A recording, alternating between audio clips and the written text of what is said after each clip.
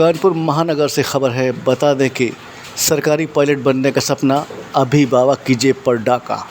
आज के साइबर ठगी के दौर में ठगी का ऐसा मामला सामने आया जिसको जानकर वे माँ बाप जो बच्चों के सुनहरे भविष्य के लिए अपने जीवन भर की जमा पूंजी खर्च कर देते हैं, लेकिन परिणाम ऐसा आता है कि माता पिता के सामने और बच्चे का भविष्य दोनों ही चूर चूर हो जाते। ऐसा ही कुछ मामला कानपुर के गांधीनगर निवासी हनुमान दीक्षित, जो कि पेशे से एक LIC एजेंट हैं, उन्होंने अपने बेटे रोडे की ज़िद पर उसे खजुराहो स्थित इंडियन फ्लाइंग अकादमी में एडमिशन करने के लिए 10,50,000 रुपये ऑनलाइन भुगतान किया।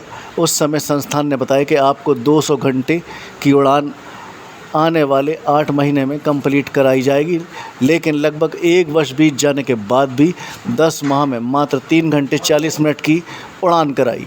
शक होने पर अभिभावक हनुमान दीक्षित ने जब संपर्क साधा तो संस्थान के निदेशक कैप्टन रवि प्रताप सिंह ने कहा कि यदि आप संतुष्ट नहीं हैं तो आप अपने बच्चे को कहीं और एडमिशन करा दें। क्या बात थी जो आपको गए यहाँ पे या फ्यूचर के लिए?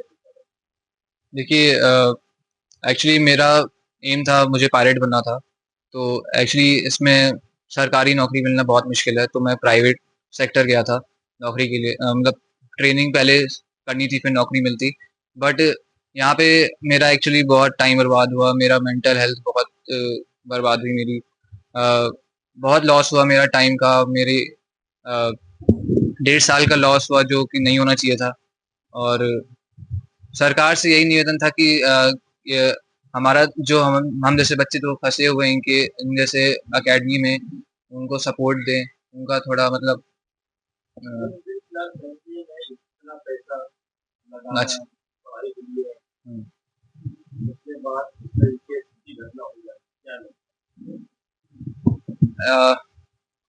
हमारे माँ बाप ने बहुत सोच समझ के 40 लाख देने का सोचा था कि यहाँ पे अच्छा भविष्य हो जाएगा, बट ये भी बर्बाद गया।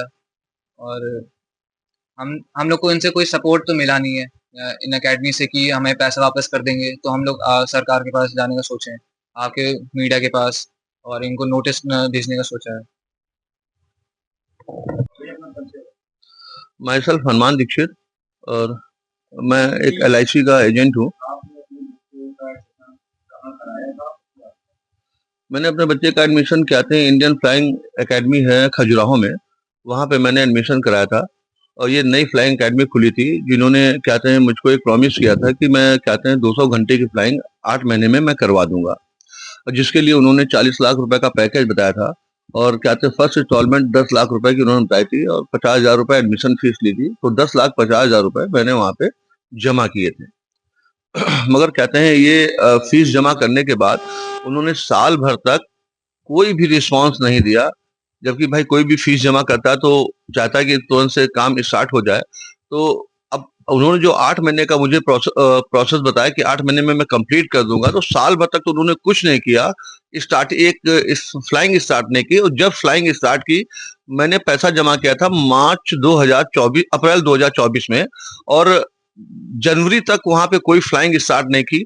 और 16 फरवरी 2024 से पहली फ्लाइंग स्टार्ट की, और 16 फरवरी के बाद से लेके 15 मार्च के बीच में उन्होंने केवल 3 घंटे की फ्लाइंग उन्होंने कराई।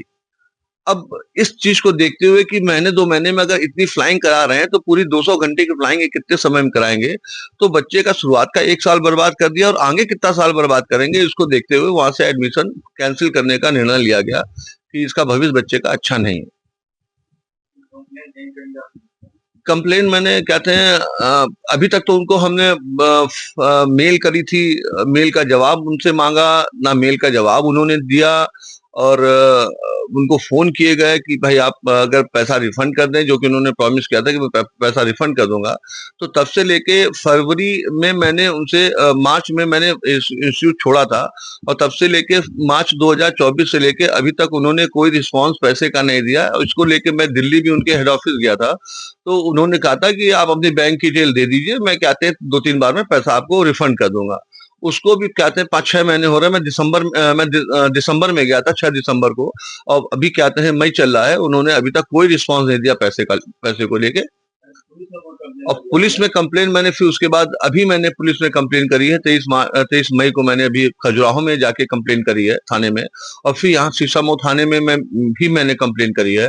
और मुझे थोड़ा सा ये ज्ञात हुआ कि मुझे लीगल नोटिस भी भेजना चाहिए, तो वो भी मैं प्रोसेस कर रहा हूँ। कल उनके पास लीगल नोटिस भी जाने का प्रोसेस हो रहा है। क्या उम्मीद है आपके बच्चे को, क्या है?